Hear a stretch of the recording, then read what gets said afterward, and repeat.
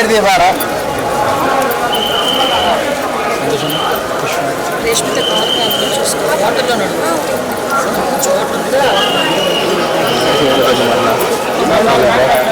నాయుడు ఒకసారి వాయిస్ తీసుకున్న ఫోటో తీసుకో వాయిస్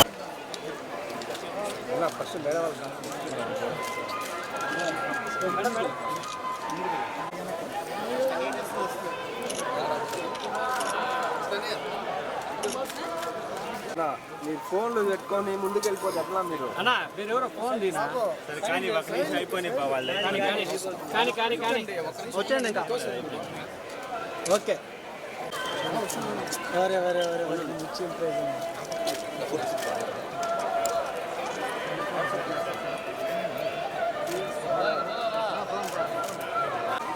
అంటే మేడం అట్టా వచ్చేయండి మేడం ఇంక ఫోటో షూట్ అయిపోతుంది వచ్చేసి పక్కకు వచ్చేయండి బాబు మేడం రాని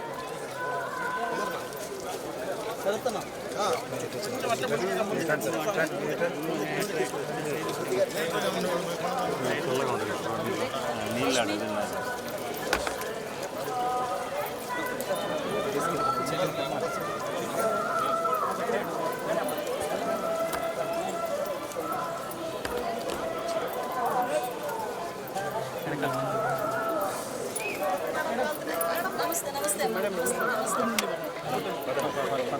అయిపోయింది క్రాస్ చేసాం కదా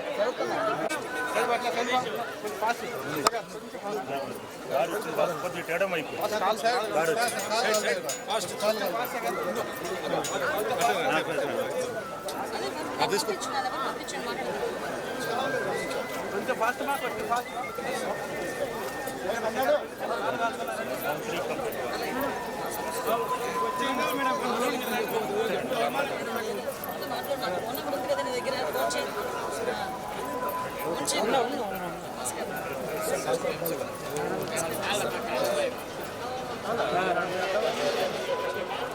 నన్ను అడ్డం వస్తాను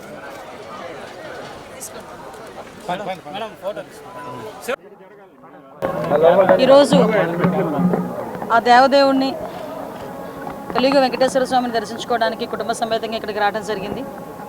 ఈరోజు ఆంధ్రప్రదేశ్ రాష్ట్రంలో నిజంగా ప్రజలందరూ కూడా ఊపిరి పీల్చుకునే పరిస్థితి సమయం ఆ దేవదేవుడు ఇచ్చినందుకు కృతజ్ఞతగా ఈరోజు ఇక్కడికి వచ్చి దర్శనం చేసుకోవడం జరిగింది.